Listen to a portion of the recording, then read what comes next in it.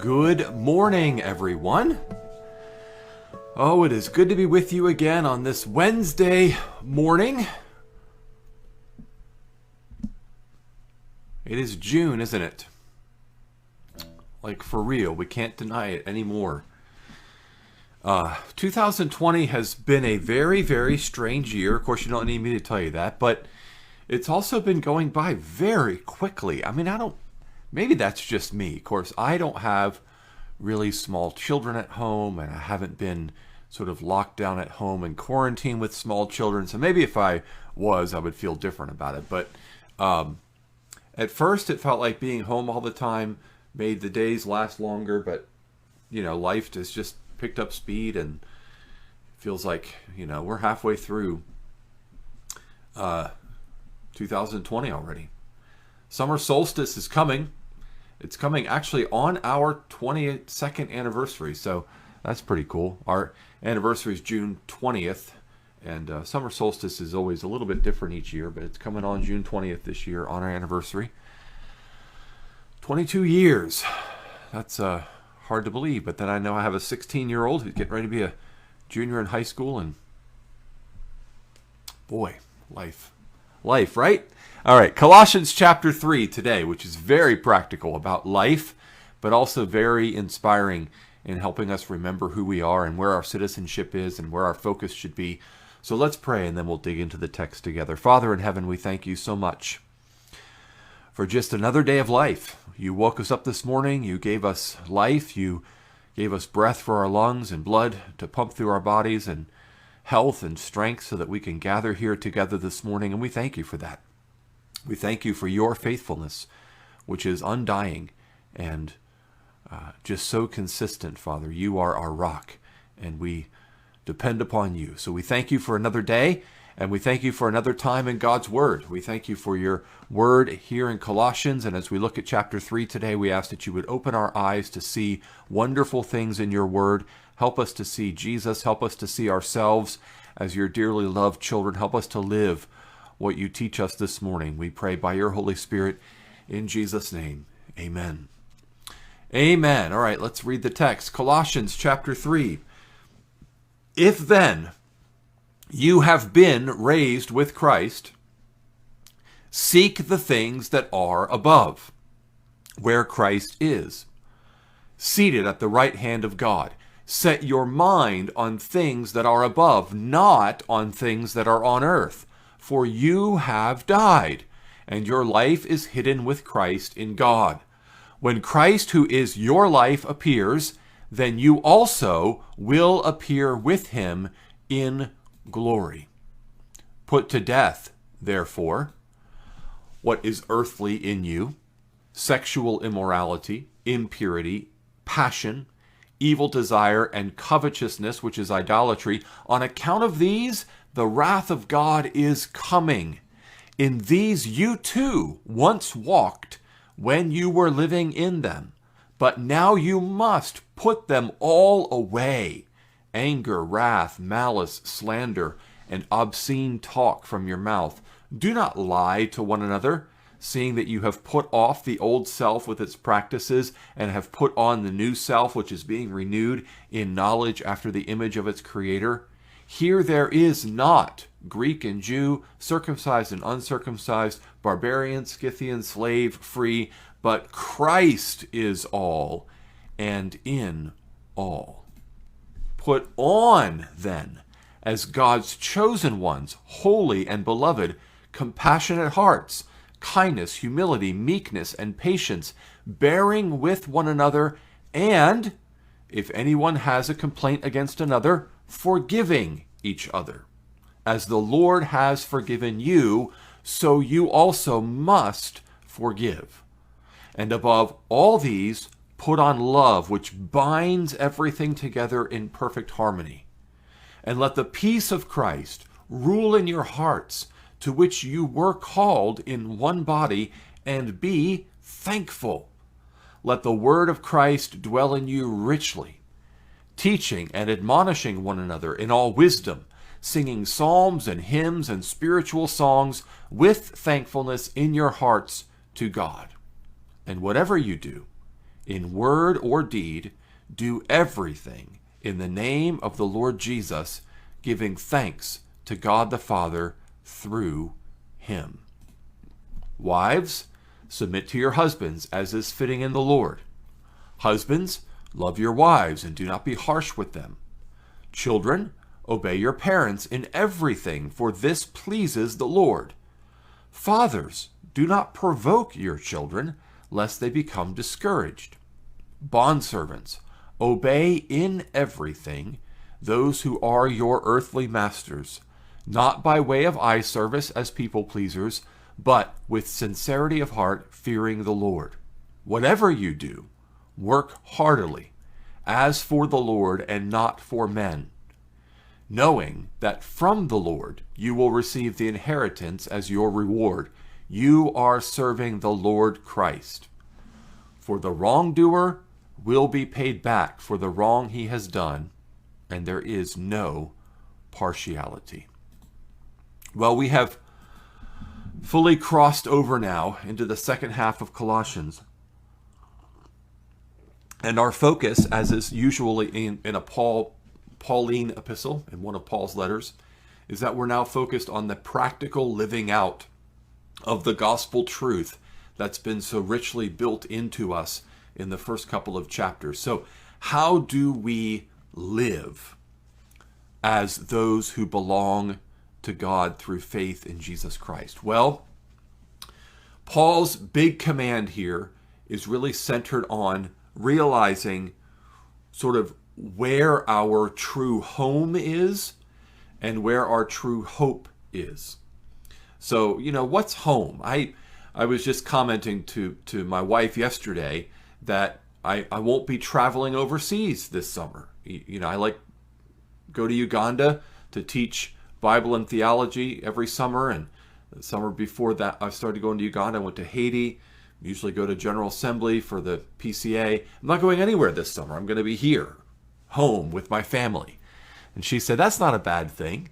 And it's not a bad thing. I like being home with my family. But, this is not really my home. My true home, where my true life is and where my true hope is above. It's where Christ is. It's with Christ. My life is hidden with Christ in God. And so my thinking, my valuing, my treasuring, my pursuing, my dreaming, my aspiring should all be focused on things above, where Christ is. Not things on earth. I'm not living for a pay raise. Not living for a promotion. Not living for a bigger house. Now those things may come in due time, but it is Christ who is to be the center of my thoughts. It is Christ who is to be the aim of my aspiration, because Christ is my life. Your life is hidden with Christ in God when Christ, who is your life, appears. Then you also will appear with him in glory. That's our hope, right? Our hope is that when Christ appears, we also will appear with him in glory. So, how does that affect what we do? Well, Paul basically summarizes it in terms of what we need to put to death and what we need to put on. So there are all sorts of things that if this is the truth about us, if this is true of you, remember, if then, there's an if clause here. If this is true of us, there's a whole set of things we have to put to death and put away, and there's a whole set of things we have to put on. And really, the things that we have to put to death can come into two categories. These two categories are improper desires to have that which is wrong, and an improper temperament to treat others the way we should not treat them. I don't know if you can see that there, but if you look at the text, the first set of things are really improper desires to have what we should not have. sexual immorality, impurity, passion, evil desire, and covetousness, which is idolatry. So there's 5 things that are all a desire to have something that we just shouldn't have. Sexual immorality, impurity of any kind, passion, that is living for your fleshly appetites, evil desire, covetousness, wanting what others have, thinking that it should be ours. And Paul uses very strong language here. He says, on account of these, the wrath of God is coming. Like, this is the way the world works. The world works by stirring up desires in us, by having desires for things that are not ours and have not been given to us. So God's given us certain things. If you're married, God's given you your spouse. God's given you your children. God's given you your home. God's given you your job. There is a givenness to life. God has given it to you. Are you content with what he's given? Or are you constantly wanting what he hasn't given? Right? Paul says, no, we can't do that. We used to do that, but we can't do it anymore. And now we have to put away anger, wrath, malice, slander, obscene talk. So often these things come up because we haven't gotten the things that we want, that we think we're entitled to, right? Whether it's a sexual experience or a material possession or power or control or status or pride or position or reputation, whatever it is that we think, this coveting desire to get what we don't have and we think we should have, when that's frustrated, what happens? We get angry, right? We slander other people. We're malicious in the way we talk. We curse. We lie. Because we're frustrated in our desires to have what we shouldn't have.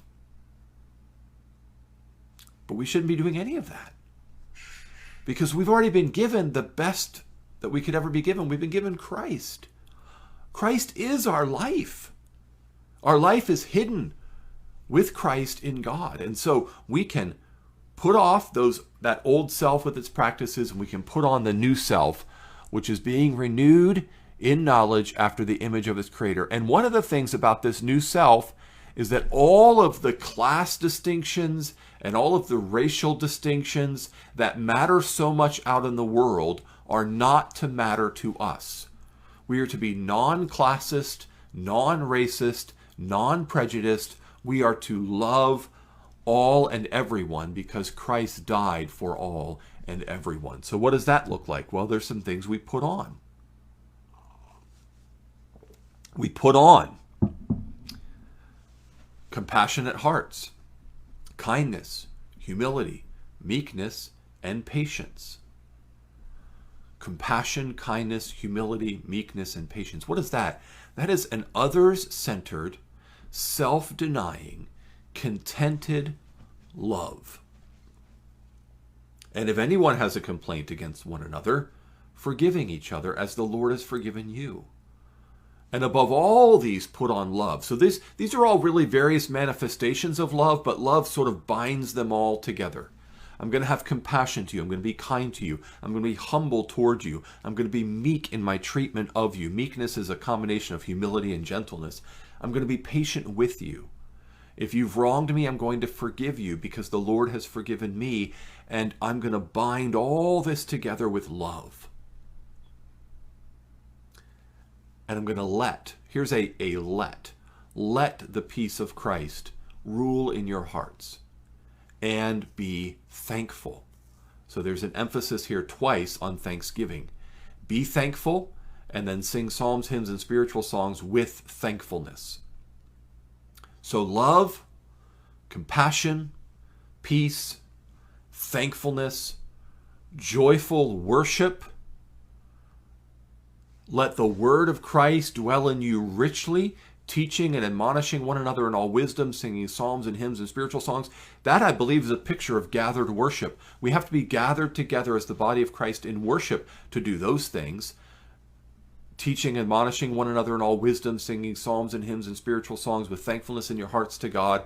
And whatever you do, so here's the summary statement, whatever it is that you're doing, do everything in the name of the Lord Jesus Christ, giving thanks to God the Father through him. So Colossians 3:17 is a great summary statement of what it looks like to put on godliness. So whatever we do it unto God. And so then with that as a prompt, he now moves into, okay, so what do we do in terms of our primary relationships? This is Paul's household codes, is what Bible scholars call these. It's how we treat one another within the household, within our home, within our primary place of life. Wives, submit to your husbands, as is fitting to the Lord. Husbands, love your wives, and do not be harsh with them. Children, obey your parents in everything, for this pleases the Lord. Fathers, do not provoke your children, lest they become discouraged. I am still wrestling with that. I'm struggling. Bondservants, obey in everything those who are your earthly masters. Right? Whatever you do, work heartily as for the Lord and not for men. So you see the connection between that verse and verse 17. Whatever you do, in word or deed, do everything in the name of the Lord Jesus. Whatever you do, work heartily as for the Lord and not for men. So in other words, there's a Godward orientation to our lives, which goes all the way back to the beginning of the chapter. Set your mind on things above. What we do here on earth. So there's this idea that you can be so heavenly minded that you would be of no earthly good. I don't know if you've heard that expression before, but it's said that you can be so heavenly minded that you are of no earthly good. That's actually not true. There is the real possibility that you could be so earthly minded that you are of no heavenly good. But to be truly heavenly minded is to take that heavenly mindedness into our earthly calling. We don't desire to have more, control more, be more in this world. But what do we desire? We desire to serve Christ, to love more, to give more, to worship more, to honor Christ more in this world. So being heavenly minded makes us of the most earthly good, because we realize this very key truth that we are serving the Lord Christ. So this is what it looks like to live out the great gospel theology that God has worked into our hearts by his Holy Spirit. We set our mind on things above, we look to Christ who is our life, and then we live life in this world knowing where our true home is and knowing where our true hope is. Let's pray. Father, we thank you for such great love, such a strong hope, such an eternal home. We thank you, for you are good. Your love never fails. Your mercies endure forever. Father, would you give us the grace by your Holy Spirit to live for Christ, to live as heavenly minded, Christ-focused members of the body of Christ, ambassadors for Christ, children of God, redeemed, transformed, renewed. Let's live that way today. Father, let us live that way today by your grace, by your Holy Spirit working in us, we pray. In Jesus' name, amen. Amen. Well, thank you again for joining me. Tomorrow we wrap it up with chapter 4, so I'm looking forward to seeing you then. Have a blessed day with your mind set on things above.